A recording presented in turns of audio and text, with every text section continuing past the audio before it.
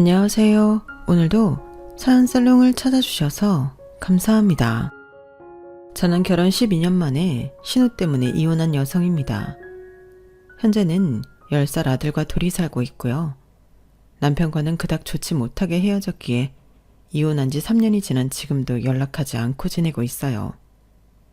사실 밀려있는 양육비 때문에라도 연락을 한번 할까 또 고민한 적이 있었는데 제가 우리 아들 키울 능력이 없는 사람도 아니고 싫어 죽겠는 남편이랑 굳이 연락을 하고 싶지는 않더라고요. 그리고 누가 그러는데 계속 양육비가 밀리면 법적으로 청구 소송을 할 수도 있다고 하길래 지금 생각으로는 그냥 나중에 적금받는다고 생각하고 그때 가서 법으로 받아도 좋을 것 같아요. 그래서 지금은 그냥 그 욕심 많고 어리석은 집구석에서 벗어난 것에 만족하며 살고 있는데요. 3년 정도 지나니까 혹시나 저 같은 일을 겪은 여자가 또 있을까 궁금하더라고요. 그런 이유로 이렇게 머리털 나고 사연을 처음 써보게 되었는데 그럼 지금부터 제가 왜 신우 때문에 남편과 원수지간이 되어 이혼하게 되었는지 소상히 알려드릴게요. 저희 신우로 말할 것 같으면 남편의 누나로 저에게는 손이 신우였어요. 그리고 놀랍게도 머리가 좋아 참 똑똑한 사람이었는데요. 참 희한한 건 공부머리는 너무 좋은데 주제 파악을 못하는 최악의 타입이란 게 문제였어요. 자기가 학벌이 좋다 보니 자기는 다른 사람들과 다르게 특별하게 살아야 한다는 강박 같은 게 있었는데요. 아주 환장합니다. 솔직히 저희 부부는 신우가 준 재벌 남자랑 결혼한다고 설치기 전까지는 아무 문제 없이 평범하게 잘 살았거든요. 신우가 제 남편 허파에 바람만 넣지 않았더라면 어쩌면 저는 이혼하지 않았을 거예요. 물론 크고 작은 부부싸움이야 꾸준히 있었고 또 앞으로도 있었겠지만 다들 그 정도는 겪으면서 살잖아요. 게다가 저희 부부 사이에는 눈에 넣어도 아프지 않을 아들도 있었으니 아들 생각해서 이혼은 할 생각이 없었는데 도저히 말이 통하지 않았어요. 아주 사람이 횟가닥 돌아서 가정을 지키려 노력하는 저에게 자기, 우리 누나한테 열등감 있니? 사람이 왜 이렇게 삐뚤어졌어? 우리 누나도 가족이잖아. 그럼 우리도 한마음 한뜻으로 도와야지. 라고 하는데 정말 어이가 없었어요. 열등감은 무슨 가족 전체가 허황된 꿈에 벼랑 끝으로 몰리고 있다는 걸 전혀 감조차 잡지 못했는데 어쩌겠어요. 같이 죽을 수는 없으니 이혼이라는 최후의 수단을 쓸 수밖에 없었죠. 그리하여 저라도 살아야겠다는 심정으로 아들을 데리고 이혼하게 되었는데요. 그런 제 결정은 훗날 조상님이 도운 신의 한 수였어요. 아니, 정상적인 사고를 할 줄 아는 사람이라면 당연한 거였는데 그들은 자기들도 재벌집과 사돈을 맺고 큰 돈을 벌 수 있다는 거짓 희망에 자기들 인생을 송두리째 바닥에 내동댕이 쳐버렸죠. 그리고 그 일로 신우는 자기 때문에 망한 가족들을 외면하고 혼자 살겠다고 잠수를 타버렸다고 했는데요. 이 사연을 그 못된 신우가 꼭 듣게 되었으면 좋겠네요. 그럼 지금부터 저한테 무슨 일이 벌어졌던 건지 궁금하실 것 같으니 그 이야기를 본격적으로 시작해 볼게요. 우선 제가 그 집 구석에 시집가게 된 이야기를 해야 하니 저랑 남편 이야기를 잠깐 해보자면요. 저랑 남편은 소개로 처음 만났습니다. 왜 사람을 처음 소개받기 전에 대략의 그 사람의 정보를 듣잖아요. 남편과 저는 서로 비슷비슷한 조건의 사람이었어요. 스카이는 아니지만 서울에 위치한 4년제 나름 이름 있는 대학을 나왔고 둘 다 대기업 계열의 탄탄한 회사를 다녔는데 둘 다 홍기가 찬 나이라서 결혼에 관심이 많았어요. 친구들도 하나둘 시집 장가가고 회사에서도 제 또래들을 결혼을 한다며 청첩장을 돌리던 때였는데요. 그때 당시 연애도 하지 않고 있던 저라 살짝 조바심이 나더라고요. 그런 가운데 받은 가뭄의 단비 같은 소개팅 제안이었고 저는 좋다고 나가 남편을 만났어요. 그리고 남편과 저는 3살 차이로 대화가 잘 통했는데 부부가 될 인연이라 그랬는지 첫 인상도 나쁘지 않았죠. 그렇게 한 번, 두 번, 세 번 만나다 보니 연인 사이가 되었어요.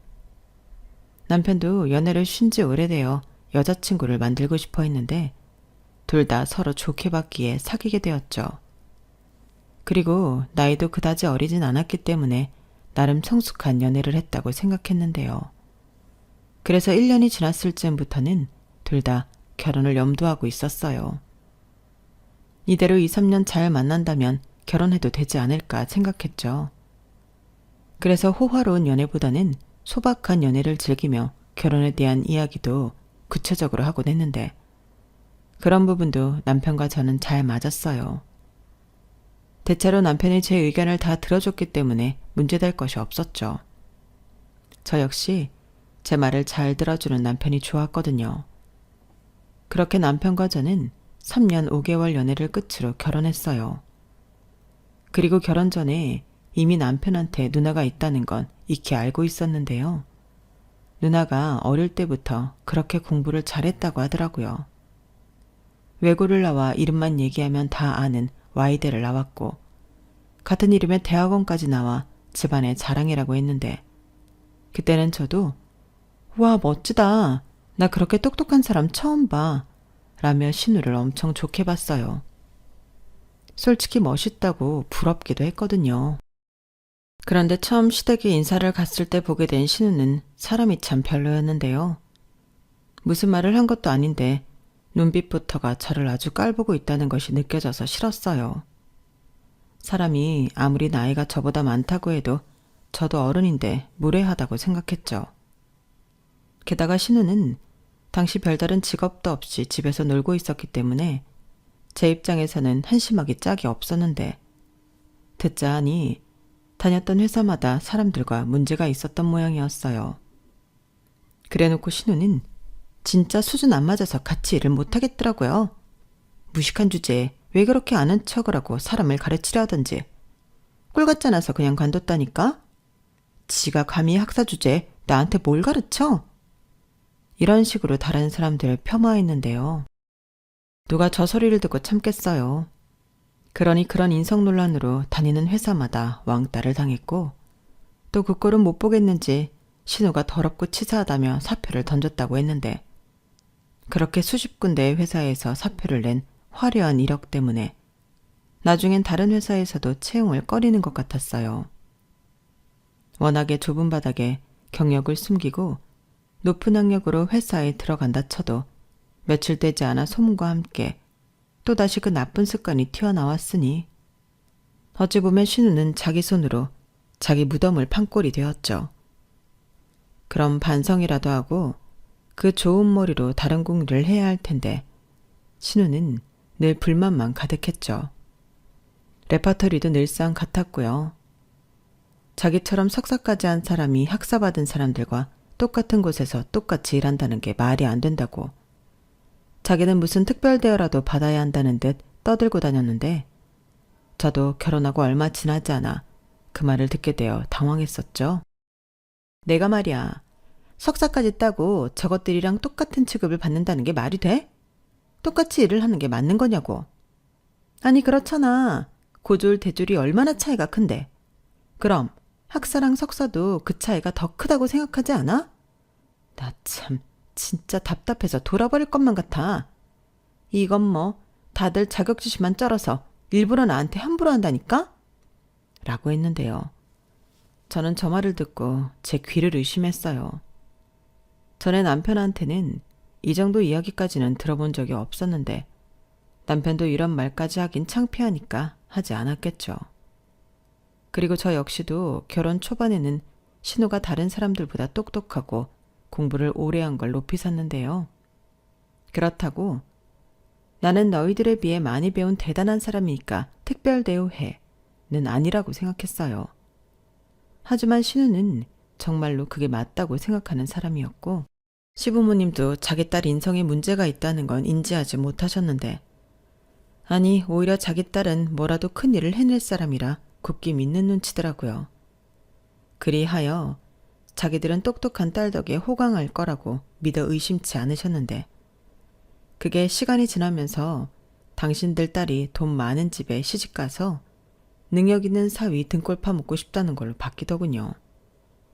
자기들도 자기 딸을 저렇게 키웠는데 그저 그런 사이를 볼 수는 없다고 생각하셨는데 그런 거 보면 남편이 신우처럼 공부를 잘하지 않아서 다행이라는 생각을 했어요. 만약 남편도 공부를 제법 해서 신우처럼 좋은 대학에 들어가 석사까지 했다면 며느리에 대한 눈높이도 하늘 높은 줄 몰랐을 거니까요. 그런 부분에서는 남편에 대한 기대는 별로 없으셨기 때문에 비슷한 스펙의 저를 반대하지 않으셨는데 결혼 생활 중에도 시부모님과도 갈등은 없었거든요. 다만 신우랑은 늘 불편한 신경전이 있었는데요. 왜 아니겠어요? 신우 눈에는 제가 마냥 자기보다 못한 사람으로 보였겠죠. 옳게 나온 대학이 어디라고 했지? 나는 서울에 대학이 많다고 해도 잘 모르겠더라. 아, 그러세요? 저 땡땡대 나왔어요. 그래? 거기 4년제인 거지? 그럼 지금 회사에서는 연봉이 얼마야? 그 대학 나오면 대기업에는 못 들어가는 거지. 못 들어간다기보다 제가 지금 다니는 회사가 좋아서 지원했는데 그리고 굳이 따지는 것도 웃기지만 저희 회사 대기업 계열사라 대우는 비슷해요. 그래도 계열사가 계열사지 대기업은 아니잖아. 사람들이 회사 이름 얘기하면 알기는 해? 그럼요. 아는 사람들은 다 아는데 그이 다니는 회사도 그렇고요. 나는 그래도 전통 계열이 좋더라. 신라시대 골품제를 생각해봐. 진골이 아무리 지들이 높다고 설쳐도 성골 앞에서는 반개잖아. 그러게 학교 다닐 때 공부 좀 열심히 하지 그랬어? 하긴 이건 내가 내 동생한테도 계속 얘기했던 건데 안 되는 건 안 되는 거더라. 그렇지. 안 그럼 개나 소나 다 스카이 가겠지?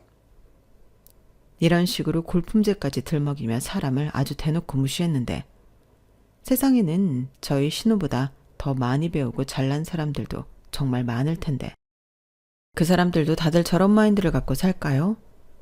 솔직히 저도 인서울 4년제 나와 번듯한 회사 다니는데 막말로 고학력이지만 백수인 신우한테 무신당한다는 게 기분이 좋을 리가 없었죠. 게다가 신우는 그 스펙에 시부모님에게 용돈 받아서 살고 있었는데 제 눈에는 그런 신우가 더 한심스러워 보였거든요. 거기에 자기 주제도 모르고 취향이랑 눈은 왜 그리도 머리 꼭대기에 붙었는지 비싸고 이름 있는 것만 밝혔더라고요.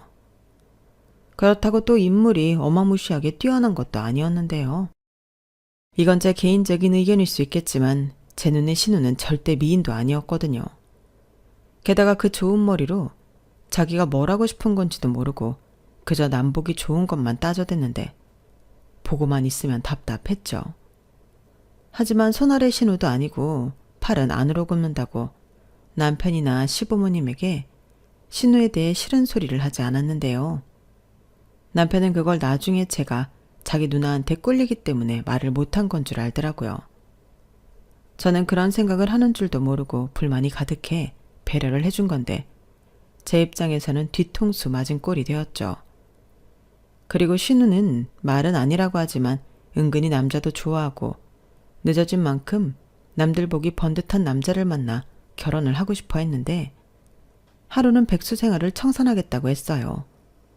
그러면서 자기는 무슨 일이 있어도 꼭 대기업에는 들어가겠다고 했는데 나중에 알고 보니 결혼정보회사에 등록할 때 아무리 학력이 좋아도 직업이 없으면 가입이 안 된다는 소리를 들었다고 하더라고요.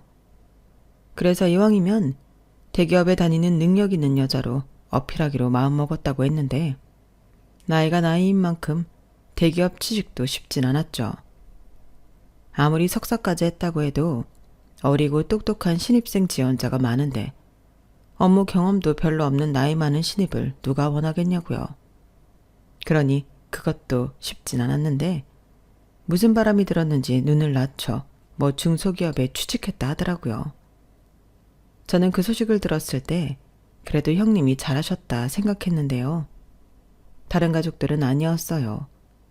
그 학력에 그런 시시한 중소기업이라니 우리 딸이 또 우리 누나가 너무 아깝다고 아쉬워했는데요.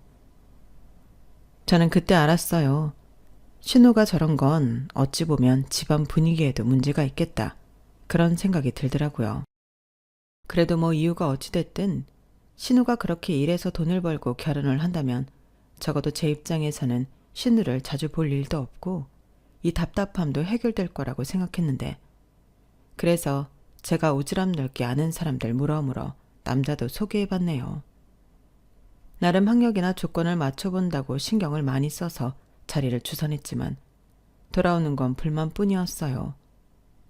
어디서 그런 남자를 자기한테 소개할 수가 있냐고 저더러 자기를 무시했다고 입에 거품을 물더라고요. 올케, 지금 나랑 장난해? 그 남자 연봉이 얼만 줄 알아? 내가 참 기가 차서 꼴랑 1억 조금 넘더라. 그걸 나누기 12 해봐. 월급이 얼마겠어? 그리고 키도 그래. 남자가 180은 기본 아닌가? 게다가 그 남자 국산차 타더라. 내가 정말 표정 관리하느라 얼마나 힘들었는지 알아? 형님, 그래도 그 남자 제가 알기로 집안도 좋고 형님처럼 와이대 경영대학원까지 나왔다고 했어요. 그리고 자기 사업할 거라서 지금은 이 회사 저 회사 경험 쌓는 중이라고 했는데, 그래도 연봉이 1억이면 엄청 높은 거죠. 높긴 개뿔. 그럼 사업을 성공시킨 다음에 나를 소개시켜 주던가. 형님도 참, 그 정도로 잘 나가면 그땐 그 사람도 형님 말고 더 괜찮은 여자 찾겠다고 하죠. 막말로 남자들이 능력 있으면 젊은 여자 만나려고 할 텐데. 뭐야? 왜 이렇게 지금 나 나이 많다고 매기는 거니? 이 봐봐. 꼴에 나를 무시하고 있네. 옳게, 나 석사까지 한 여자야. 그것도 별 볼 일 없는 그런 학교 아니고 스카이. 스카이 모르니? 아, 저런 말까지 듣는데 내가 잘못했구나. 그날 하루 종일 저는 신우한테 들들 볶이며 내가 왜 그랬을까 자책하고 또 자책했어요. 그리고 다짐하기를 내가 앞으로 절대 신우한테 남자를 소개하나 봐라 이를 부득부득 갈았는데, 그렇듯이 눈이 정수리에 가서 붙었으니 어느 남자가 성에 차겠냐고요. 게다가 막말로 잘생기고 키 크고 집안 좋고 능력 있고 서울에 자가 있으면서 외제차까지 있는 남자가 미치지 않고서야 나이 많은 저희 신우가 눈에 들어오겠어요?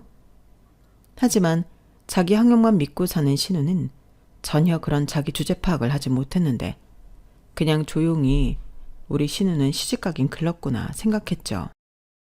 그런데 집신도 짝에 있다고 오랜 시간이 걸리긴 했지만 제가 이혼하기 1년 전에 결혼할 남자가 생겼다고 신우가 설레발을 치기 시작했는데, 그때는 집안이 아주 난리도 아니었죠.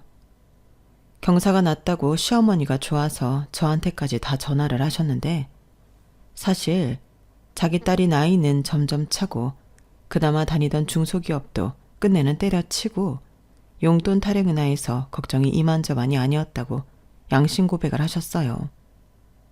그렇게 신우는 아무리 학벌이 좋다고 해도 결혼 시장에서도 재혼 자리 아니면 해볼 수 있는 자리가 없다는 소리까지 들었다고 했는데요. 그러니 살짝 포기도 했다고 하시더라고요. 그런데 생각지도 못하게 그것도 조건이 너무 좋은 남자를 신우가 만났다며 시어머니가 기뻐하셨는데요. 그러니 저에게 주말에 시간을 비우라고 하셨어요. 그 남자가 시댁에 인사를 온다고 하더라고요. 그때 솔직히 저도 어안이 벙벙하긴 했는데 나름 좋은 소식이니 저도 기뻤어요. 지성이면 감천이라고 어떤 눈먼 조건 좋은 남자가 저희 신우한테 빠졌나 보다 생각했죠. 그러면서 살짝 어딘가에 하자 있는 거 아니야? 이런 혼자만의 생각은 했었더랬는데요. 막상 시댁에 가서 그 남자를 보니 아주 훤칠하더군요. 신우 이상형대로 키도 크고 인물도 좋았는데 넉살은 더 좋았어요. 들어보니 신우랑 동갑이었는데 부모님이 부동산 투자로 준 재벌이라고 자기 입으로 말했어요. 그러면서 본인도 투자 사업을 크게 하고 있다며 향후에는 부모님 사업들까지 물려받아 본인이 관리할 거라고 했는데요. 입고 있는 옷부터 시작해 시계, 구두, 자질구레한 벨트, 지갑까지 모두 명품이었어요. 거기에 시댁에 인사를 온다고 가져온 선물도 입이 떡 벌어졌는데 한우 선물 세트에 꽃바구니, 과일바구니, 케이크에 최고급 양주까지 싸들고 와서 신우 어깨가 장난이 아니더라고요. 신우 모습이 벌써 결혼해서 사모님 소리를 듣고 있는 사람이었어요. 아무튼 그날의 분위기는 화기애애하고 좋았어요. 무엇보다 신우가 그 남자를 엄청 좋아했는데 아두 본드를 붙여놓은 듯 그 남자 옆에 찰싹 달라붙어 있더군요. 저는 신우의 그런 모습을 그때 처음 봤어요. 자기야, 물 줄까? 손수건 필요해? 불편하면 말만 해. 내가 다 해줄게. 오늘 일 많아서 피곤했지? 엄마, 우리 피로회복제 같은 거 없나? 아니면 아빠 먹는 홍삼이라도 좀 가지고 와. 이런 여우짓을 했는데 맨날 잘난 척만 하는 모습을 보다 저런 모습을 보니 저는 좀 신선하더라고요. 그러다 그 남자가 전화가 걸려와서 잠깐 자리를 비웠을 때 궁금한 나머지 제가 먼저 둘이 어떻게 만났는지 물어봤어요. 그러자 시어머니가 헛기침을 하면서 신우한테 눈치를 주는 것 같았는데 신우는 개의치 않았는지 혼자 신나서 얘기해줬죠. 무슨 애도 아니고 채팅에서 남자를 만났다고 하는 거예요. 저는 순간 어떤 리액션을 해야 하나 잠시 동안이지만 멍해져 있었는데 남편이 먼저 그랬어요. 무슨 준재벌이 채팅으로 여자를 만나. 누나, 제대로 알아보고 사람 만나는 거 맞아? 이렇게 말했는데 제가 하고 싶은 말을 그대로 다 해주니 속이 시원한 거 있죠. 잘은 모르지만 상식적으로 그런 류의 사람들이 왜 채팅으로 이성을 만나겠냐고요. 그런 사람들이야말로 집안 대 집안끼리 결혼을 하든가 아니면 누군가 전문적으로 매칭을 해주는 사람이 있을 텐데 저도 남편처럼 신우가 제대로 알아보지도 않고 남자를 만나 사기라도 당하고 있는 게 아닌가 걱정이 되었어요. 하지만 신우는 이미 자기가 다 확인했다면서 자기가 지금 만나는 남자가 준재벌이 맞다고 했는데요. 도대체 뭘 확인했다는 건지 궁금해서 제가 물어봤죠. 형님, 뭘 어떻게 확인하셨다는 거예요? 저는 단지 형님이 남자를 너무 오랜만에 만나니까 걱정돼서요. 걱정은 무슨, 우리 그의 집도 가봤고 사무실도 가봤어. 그리고 아까 못 봤어? 하고 다니는 거 봐. 저런 건 흉내 내려고 해도 안 되는 거야. 내가 남자를 못 만났지? 그동안 얼마나 연구를 했는데. 연구요? 아니 무슨 연애를 연구로 해요. 근데 다 좋은데 형님. 돌다리도 두드려 보고 건너면 더 안전하다고. 조심하는 것도 나쁘지 않을 것 같아요. 울케, 지금 나한테 훈수 두는 거야? 진짜 웃긴다.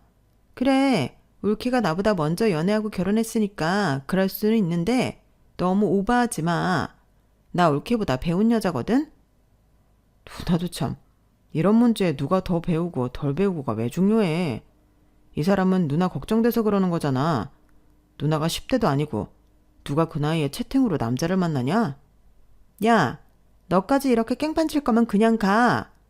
니들은 내가 결혼해서 행복해지는 게 배 아픈 거지? 왜?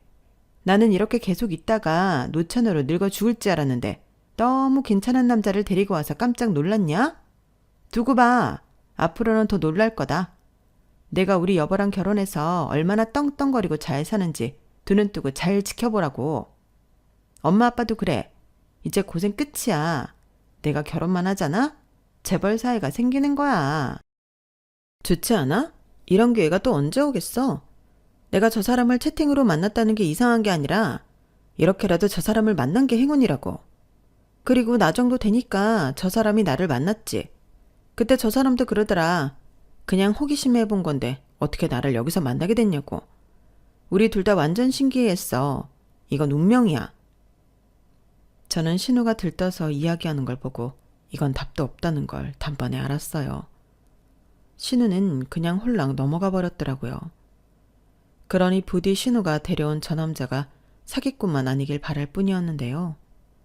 솔직히 저 때까지는 저희로 제가 이혼하게 될 줄은 꿈에도 몰랐어요.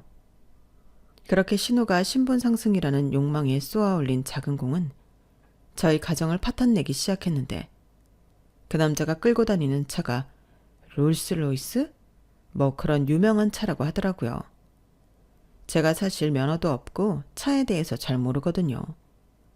그런데 그 차가 저희 남편이 죽기 전에 꼭 사고 싶은 그런 차라며 남편이 전과는 다르게 흥분하기 시작하는데 이 인간이 왜 저러나 싶었어요. 솔직히 창피하더라고요. 그만 좀 해. 사람이 왜 이래 없어 보이게.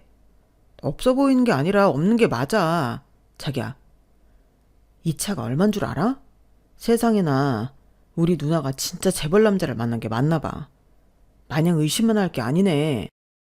차 하나 봤다고 이러는 거야? 그러다 사기꾼이면 어쩌려고.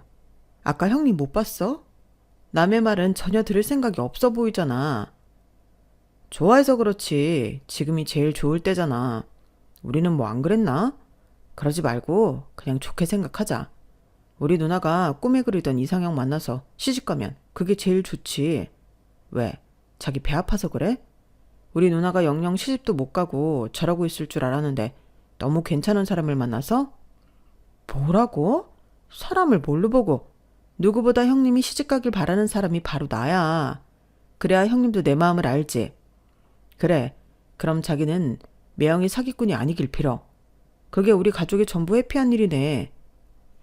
남편은 신우가 만난다는 남자의 차를 보더니 한순간 마음을 바꿨어요. 그리고 그날 이후 신우한테 무슨 얘기를 어떻게 들었는지 신우의 남자는 종종 저희 부부를 초대해 함께 시간을 보내자고 했는데 솔직히 저는 불편해서 싫었지만 남편이 자주 보면 사기꾼인지 아닌지 더 잘 알 수 있지 않냐며 초대를 하는 족족 나가자고 했어요. 그리고 그렇게 오라는 약속 장소를 가면 매번 입이 떡하고 벌어졌는데 저는 머리 털라고 한 번도 가본 적이 없는 그런 곳들이었거든요. 그리고 식사나 술값도 몇백씩 나오는 상상 초월이었는데요. 신우가 아주 입이 귀에 걸렸더군요. 그러니 남편도 덩달아 신이 났는데 나중엔 우리 매형하고 혼자 신이 났어요. 심지어 다른 사람들한테도 자기가 준 재벌 매형이 생긴다고 자랑까지 하고 다니는 모양이었는데 원래 저런 사람이 아니었는데 사람이 어쩌다 저리 됐나 살짝 눈살이 찌푸려지더라고요.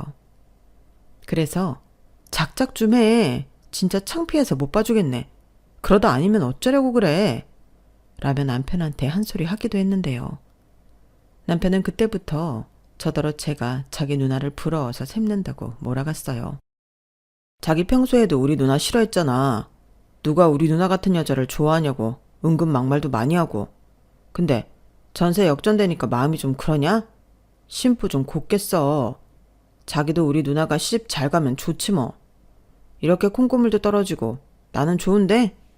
이렇게 말하는데 진짜 사람이 없어 보이더라고요. 그렇게 제가 남편한테 실망하고 있을 즈음이었는데요. 남편은 그 뒤로 신우의 남자친구를 매형이라고 부르며 엄청 따르기 시작했어요. 그래서 주말에 남자만 보기로 했다며 나간다거나 1박 2일로 골프를 필드를 나간다거나 하며 허파에 바람이 제대로 들어가기 시작했는데 이젠 제가 신우를 걱정할 게 아니라 남편을 걱정해야 할 판이었어요. 하지만 신우는 별걸 다 걱정한다며 자기는 보기 좋고 시부모님도 좋아한다며 저더러 극성이라고 했는데요. 그러면서 영민이 걔도 지 매형한테 잘 보이려고 그러는 거야. 걔가 어릴 때부터 사람 보는 눈이 있었어. 자기한테 도움될 것 같으니까 미리서부터 줄 서는 거지. 올케는 아무것도 모르면서 설친다. 라고 저를 또 무시했어요. 하지만 제가 볼 때는 그저 헛바람만 들 뿐 전혀 도움이 될 것 같지 않았는데 그 일로 남편과도 몇 번을 싸웠는지 몰라요. 사실 제가 이렇게까지 뭐라고 하면 평소에 남편은 제 의견을 들어주는 사람이었는데 그때는 전혀 제 말을 들으려 하지 않더라고요. 심지어 무슨 모임에서는 파트너까지 소개해 1박 2일로 여자랑 놀다 오기도 했는데 제가 우연히 남편의 핸드폰을 보다가 그걸 알고 한바탕 뒤집어진 적도 있었어요. 그런데 남편은 그냥 놀기만 한 파트너야. 스킨십을 한 것도 아니고 연락처를 주고받지도 않았어. 그냥 게임만 했다니까. 재벌들은 다 그렇게 논대. 라며 대수롭지 않은 거라고 했는데요. 맹세코 제가 의심하는 그런 일은 없었다고 하더라고요. 지금 그걸 나더러 믿으라는 거야? 입장 바꿔서 내가 남자 파트너랑 그렇게 놀다가 왔다면 자기는 그렇구나 하고 믿을래? 아니 내가 속일 마음이 있었으면 그런 증거도 안 남기지. 나 바보 아니다. 내가 떳떳해서 아니라고 하는데 자기가 안 믿는다고 하면 내가 뭐라고 해. 믿고 안 믿고는 자기 자유지. 근데 나는 당당해. 이렇게 남편은 자기는 떳떳하다며 저한테 그 이후에 아무런 설명도 하지 않았어요. 확실히 신우의 남자친구를 만나고 다니면서부터 사람이 변했는데 나중에 또 신우가 같이 식사라도 하자고 해서 가보니 제 남편이 그 남자의 운전기사인 양 꼴이 말이 아니었어요. 남편은 자기가 좋아하는 차를 운전할 수 있어 좋다고 자기가 자초한 일이라고 했는데 정말이지 그 꼬라지가 바보처럼 보여서 견딜 수가 없었어요. 하지만 신우는 뭘 그런 걸 가지고 그러냐며 신경 쓰지 말라고 했는데 어떻게 신경을 안 쓰겠냐고요. 제가 있을 때도 이 정도면 제가 없을 때나 시간이 더 많이 지나 더 편해지면 저 남자가 내 남편을 어떻게 대할까 걱정이었는데 그런 와중에 신우는 본격적인 결혼 준비에 들어갔어요. 근데요, 참 웃긴 게 결혼 준비를 한다면서 상견례도 없이 바로 결혼 날짜를 잡더라고요. 말로는 그 남자 쪽 부모님이 너무 바쁘셔서 무조건 예비 며느리와 사돈에게 맞추겠다고 하셨다는데 시어머니는 안사돈과 통화는 한번 했다면서 집이며 결혼식장 같은 건 전부 자기들이 준비할 테니 남 보는 눈도 있으니 혼수랑 예단만 신경 써달라고 했다더군요. 그러면서 혼수와 예단 리스트라고 문자로 보냈다는데 세상에나 대충만 훑어봐도 억소리는 나오는 게 생겼더라고요. 밍크부터 시작해서 명품 회사를 차릴 건지 가방, 옷, 신발 거기에 양말까지도 리스트에 있었는데요. 신우 말로는 재벌들은 다 그런다고 골빈 소리를 하더군요. 거기에 골드바 그런 것들도 적혀 있었는데 저도 결혼을 해본 사람이지만 전부 다 생소한 것들이었어요. 그리고 우선적으로 그렇게 혼수를 해줄 만큼 시댁이 경제적으로 여유가 있는 것도 아니었는데 딸을 부잣집에 시집을 보내야 한다는 시부모님의 진념은 대단했죠. 여기저기 돈을 빌리고 대출까지 받아서 그 리스트를 빠짐없이 준비하셨다고 하더라고요. 그리고 결혼 날짜를 얼마 남겨두지 않고 예비 아주버님이 해외 출장 일정이 잡혔다고 했는데요. 중요한 해외 투자처라며 자기가 안 가면 일이 안 된다고 했었죠. 그러면서 그때 공항 갈 때 운전을 제 남편한테 부탁했는데요. 저는 옆에서 팔짝 뛰며 거절하라고 했지만 남편은 제 반대에도 불구하고 그러겠다고 했어요. 출장 일정이 일주일 정도 되는데 그 일주일 동안 그 차를 남편더러 자유롭게 써도 된다고 했다더라고요. 그러니까 그 말에 남편이 넙죽 엎드려 좋다고 한 건데 저렇게 벨도 없는 인간이었나? 오만 정이 떨어지더라고요. 그 차가 뭐라고 저렇게 사람이 자존심도 없이 저러나 어디 가서 내 남편이라고 말하는 것도 쪽팔렸는데요. 그래서 남편이 저에게 예비 아주버님 배웅해주러 같이 가자고 했을 때도 싫다고 했어요.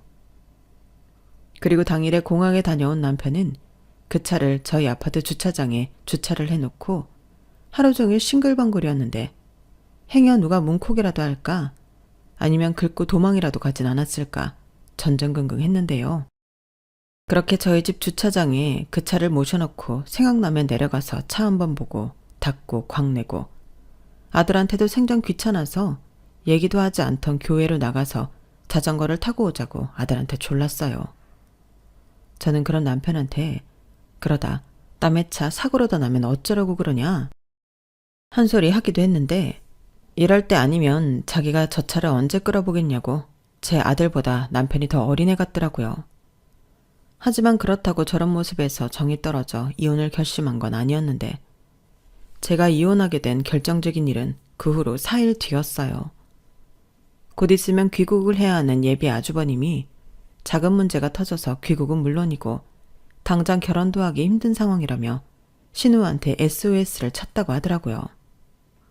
만나기로 한 해외 투자처가 사기였다면서 여기서 펑크가 나면 도미노처럼 줄줄이 자금 문제로 큰일이라고 했는데 자기 부모님 돈까지 몽땅 들어와 있는 상황이라 집안 자체가 망할 수도 있는 일이라고 했어요. 다만 첫 고비만 넘기면 자기가 귀국해서 건물과 사업을 일부 정리해서 자금난을 해결할 수 있다고 했는데요. 이미 혼수며 예단 준비를 거금을 들여 끝내놓은 신우는 혹여라도 시집을 못 가게 될까봐 안달복달이 나셨어요. 그리하여 저희 부부한테도 시댁으로 오라며 호출을 하신 건데요. 그때도 말도 안 되는 강요를 받게 되어 저는 남편이랑 이혼까지 하게 되었어요. 시어머니가 저를 보자마자 이런 소리를 하셨거든요. 큰일 났다. 우리 정서방이 해외에서 들어오지도 못하고 사기꾼을 만나서 고초를 겪고 있대. 어머니, 그게 무슨 말씀이세요? 옳게 머리가 안 돌아? 왜 바로 못 알아듣고 그래? 지금 우리 그이가 오랫동안 공들인 투자를 사기를 당했다고.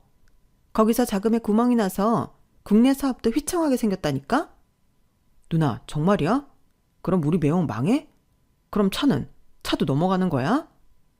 너는 지금 이 와중에 차가 걱정이니? 우리 남편 어쩌니? 그래서 하는 말인데, 니들 아파트 말이다. 그거 값이 많이 올랐다고 하지 않았니? 네? 어머니, 갑자기 저희 아파트는 왜 물으세요? 설마 저희 아파트 팔아서 돈 해달라는 거 아니시죠? 저희 이제 3년 살았어요. 올케 좀 도와줘. 아니, 올케도 잘 생각해봐. 이건 투자하는 거야. 이번 일만 잘 해결되잖아?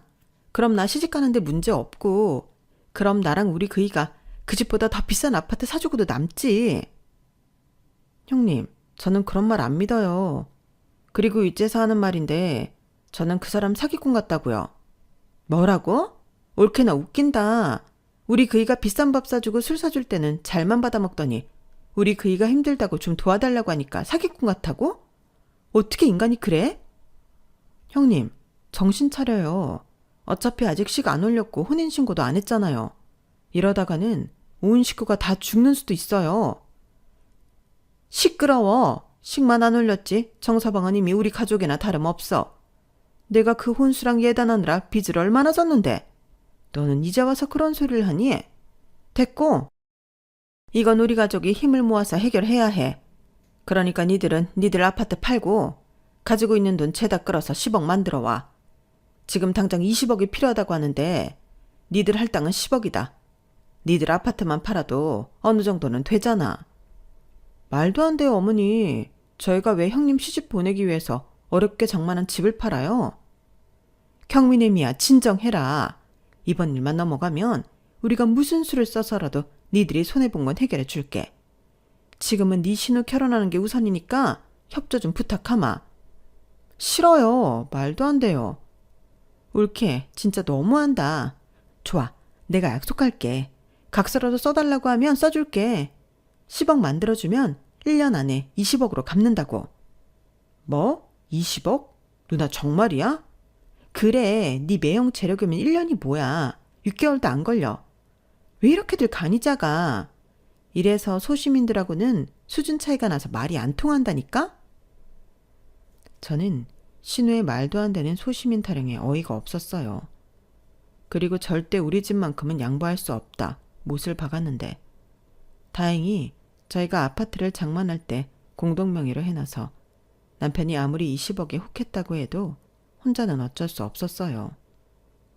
그러니 남편은 집에 와서도 저를 달달 볶기 시작했는데요. 이거야말로 로또라며? 사람 어려울 때 제대로 한번 도와주고 두고두고 보상받는 거야. 이참에 매형차도 나한테 줄 수 있어. 라며 호파에 바람이 잔뜩 들었더라고요. 저는 무조건 안 된다고 했죠. 내가 장담하던 게 네 누나 꽃뱀, 아니 방울뱀한테 물린 거라고 정신 차리라고 했어요. 남편은 말도 안 되는 소리 하지 말라며 자기도 다 알아봤다고 큰 소리를 치더군요. 이 인간이 알고 보니까 매형 하면서 그 남자 말에 홀려 저 몰래 신용 대출을 받아 몇 군데 투자를 했다고 하는 거예요. 그러면서 자기도 꼼꼼히 알아보고 했다며 자기 매형이 준재벌의 유능한 투자 사업가라고 하던데 저는 남편의 말에 경악했어요. 저희가 맞벌이인 만큼 경제 관리는 각자 알아서 하고 있었거든요. 그러니까 서로 200만 원씩 생활비와 적금 낼 돈을 공동통장에 입금하면 그 나머지 돈은 알아서 쓰고 있었는데 이 인간은 그동안 갖고 있던 돈도 부족해서 대출을 받았고 저 몰래 그 빚을 갖고 있었던 거죠. 하긴 이제 와서 느낀 건데 남편은 걸핏하면 돈이 없다고 했어요. 그래서 저한테 택시비 5만 원만 달라고 하는 날도 있었고 금방 준다며 10만 원, 20만 원, 30만 원씩 빌려가기도 했는데 왜 돈이 없다고 저런 말을 했는지 순간 이해가 다 됐어요. 저는 원래 돈에 있어서는 남편한테 간섭을 잘 하지 않았거든요. 그래서 그때도 이번 달은 지출이 많아서 돈이 부족한가 보다. 이런 식으로 생각하고 돈을 빌려줬는데 그럼 또 월급 받아서 돈을 곧잘 갚으니 별 다른 의심을 하지 않았던 거죠. 하지만 꼬리가 길면 밟힌다고 점점 빌리는 돈 액수가 커졌는데 그때는 살짝 어라? 하며 의심이 가긴 했어요. 제 딴에는 예비 매제를 만나 지출이 늘었다고 생각했던 거죠. 그런데 이게 그런 지출이 아니라 투자한다고 대출받아 쓴 돈이라니 너무 충격이었어요. 하지만 남편은 미래를 위한 투자를 했을 뿐 전혀 잘못했다고 생각하지 않았는데 그러니 이번에도 10억을 벌 수 있는 기회라며 집을 당장 팔자고 하더라고요. 자기가 알아봤는데 저희 아파트를 팔면 9억 정도에 넘길 수 있고 그 돈으로 집 대출금 남은 걸 갚아도 7억 넘게는 만들 수 있다며 나머지 부족한 건 제가 신용대출을 받아서 10억을 채우자고 했는데 남편이 너무 구체적으로 이야기하니 그 자체만으로도 너무 소름이 끼쳤어요. 물론 안 된다고 단호하게 거절했죠. 그렇잖아요. 그럼 집 팔고 빚 내고 그 이후에는 시댁 들어가 사는 건데 제가 왜 신우 때문에 시집살이를 하면서 빚이나 갚고 살아야 하는 건지 생각만 해도 질색이었어요. 남편은 고생은 짧고 행복은 길다고 했지만 저는 전부 개소리처럼 들렸거든요. 그렇게 그날 아주 맹렬하게 싸웠는데 그 다음 날이 되고 그 다음 날이 되어도 남편은 그만두지 않더라고요. 급기야 자기는 무조건 10억을 더 벌어야겠다고 싫으면 이혼하자고 했는데요. 어이가 없었어요. 그래서 진심이냐? 이거 분명 가족 전체가 알거지되는 사기라고 제가 아무리 뜯어말려도 의심병 있는 저만 빠지라며 이혼 서류까지 들고 나타났는데 이쯤 되니 이건 아무리 말려도 될 일이 아닌 것 같았어요. 그래서 애는 어떻게 할 거냐 최후의 수단을 썼는데 이 인간은 돈 앞에서 부성에도 없는지 애는 저더러 키우라고 하더군요. 그러면서 당장은 힘드니 양육비를 못 주지만 자기가 20억이 생기면 그땐 일시불로 양육비를 주겠다고 큰 소리도 쳤는데 저는 네 마음대로 하라고 했어요. 그리고 속전속결로 이혼을 진행했는데요. 합의 이혼이다 보니 이혼은 무척이나 간단하더라고요. 하지만 아들애는 갑자기 엄마 아빠가 이혼한다고 하니 살짝 위축이 되었는데 그래서 저는 이혼한다는 것보다 아들아이 마음 케어에 더욱 신경을 써야 했어요. 아직 초등학생이라고는 하나 요즘 애들이 정서적으로 워낙 빠르다 보니 이게 훗날 상처가 되어 진짜 사춘기 때 저도 아들도 힘들 것 같아 저는 진심을 다해 아들에게 미안하다고 사과를 했는데 저는 숨기는 것 대신 이 모든 사실을 솔직하게 얘기했어요. 집까지 팔아 할머니 댁으로 들어갈 수 없어서 엄마는 이혼하게 되었다고 혹시라도 아빠랑 살고 싶으면 엄마가 얘기를 다시 해보겠다고 설명을 하니 자기도 아빠랑 둘이 사는 건 싫다고 하더라고요. 거기에 저희 아들도 자기 고모를 무척이나 싫어했기 때문에 고모 편을 드는 아빠에 대해 실망이 큰 듯 보였는데 저는 그런 아들에게 한 가지 약속을 했어요. 아빠의 빈자리를 엄마가 전부 채워줄 수는 없겠지만 엄마가 아빠 몫까지 최선을 다하겠다고 손가락을 걸었죠. 그래서 지금까지도 한 달에 2번은 아들이 하고 싶다는 걸 하고 있는데 캠핑도 가고 낚시도 가고 어떤 날은 시즌에 따라 축구나 야구를 보러 경기장을 찾곤 합니다. 덕분에 요즘은 아들이랑 더욱 돈독하게 잘 지내고 있는데요. 이혼 전에는 솔직히 귀찮고 힘들어서 그런 건 아빠 몫이라고 생각했었거든요.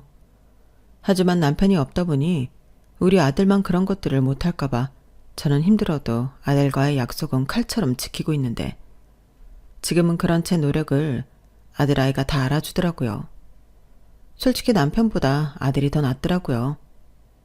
그러니 이렇게 되기까지 저는 이혼 후에도 노력을 쉬지 않았는데 저랑 이혼한 남편은 상황이 더욱 나빠졌어요.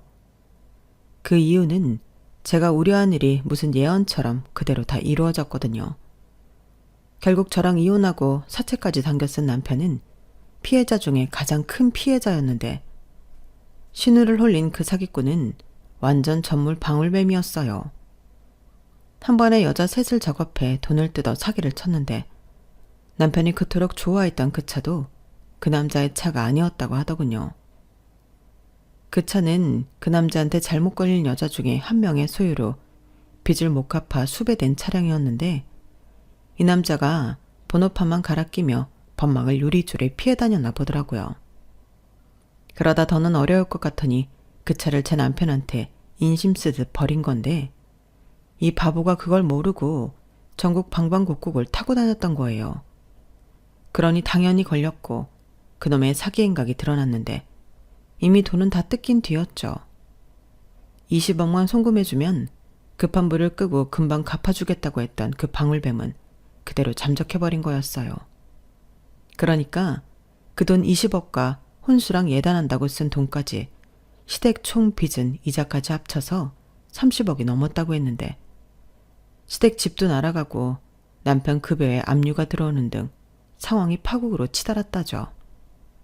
그러니 양육비는 고사하고 당장 돈이 필요했던 남편이 저에게 찾아와 무릎까지 꿇고 돈을 빌려달라고 했는데 제가 미쳤나요? 어차피 제가 도와준다고 해결될 빚의 단위도 아니었죠.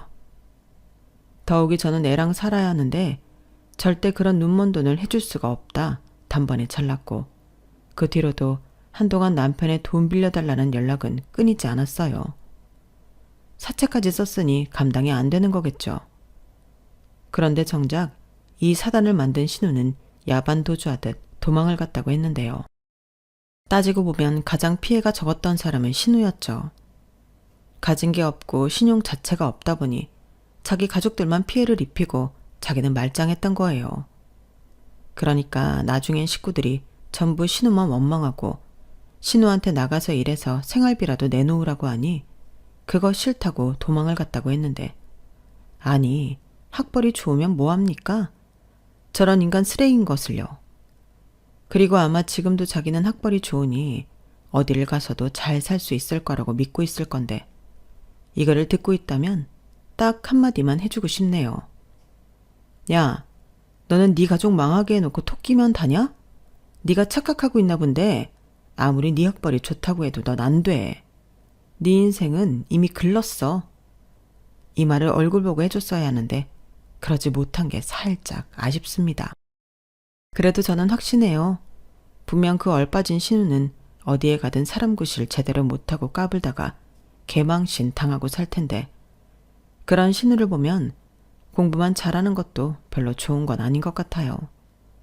학벌이 좀 딸리면 어떤가요? 올바른 정신으로 성실하게 살면 저런 인간들보다 훨씬 더 행복하게 잘 살 수 있잖아요.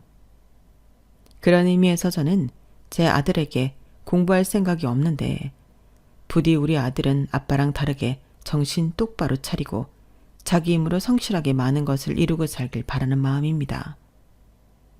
저는 현재 남편과 연락이 끊긴 지는 오래되었어요. 돈 빌려달라고 한참 매달릴 때 외면했더니 그날 이후엔 연락이 끊어졌거든요. 그리고 연락하면 돈 타령할 게 빤했기에 저도 남편한테 연락할 생각이 없었는데 그게 벌써 3년이 넘었더라고요. 그래서 그 인간이 지금은 뭘 하고 어떻게 사는지 알지 못하는데 뭐 그 많은 빚 갚으면서 힘들게 살고 있지 않을까 생각합니다. 시부모님도 이젠 의지할 곳이 자기 아들밖에 없으니 남편만 고생하고 있을 게 뻔하겠죠. 그러니 어찌 보면 제가 아들 양육비를 받을 확률은 희박한데 그냥 지금처럼 아들과 둘이 행복하게 살면 그만이라고 생각합니다. 아들이 나중에 원해서 아빠를 찾고 만난다면 말리지 않겠지만 가급적이면 그런 일도 없었으면 좋겠어요. 괜히 우리 아들 아빠에 바람 만들면 안 되잖아요. 저는 그때 분명히 봤거든요. 멀쩡한 사람이 허파에 바람들어 인생 망치는 건 한순간이라는 걸요. 그래서 저희 아들은 어떤 유혹이 다가와도 흔들리지 않을 그런 신념을 만들어주고 싶은데 그러기 위해서라도 제가 더 열심히 사는 모습을 보여줘야 할 것 같습니다. 지금도 열심히 살고 있지만 남은 인생도 아들과 행복하게 열심히 살고 싶어요. 열심히 노력해서 이룬 목표가 얼마나 달콤하고 보람있는지 아들에게 꼭 가르쳐 주고 싶습니다. 그리고 끝으로 한탕을 꿈꿨던 전남편과 전남편의 가족들이 자기들이 틀리고 제가 맞았다는 걸 뼈저리게 느끼고 후회하며 살길 바라는 마음이에요. 그러게 제 말을 들었으면 얼마나 좋아요. 이상 제가 정신 나간 신우 때문에 이혼하게 된 사연이었습니다. 여러분들은 제 이야기 어떻게 들으셨나요? 부디 즐거운 시간이었기를 바라며 저는 이만 마지막 인사를 드리겠습니다. 지금까지 제 사연 들어주셔서 감사드리고요. 늘 건강과 행복, 두 마리의 토끼를 다 잡는 여러분들이 되시길 진심으로 바라겠습니다. 그럼 안녕히 계세요. 여러분, 사연 댓글에 응원과 현명한 조언 부탁드려요. 좋아요와 구독은 저에게 큰 힘이 됩니다. 오늘도 좋은 일 가득하세요.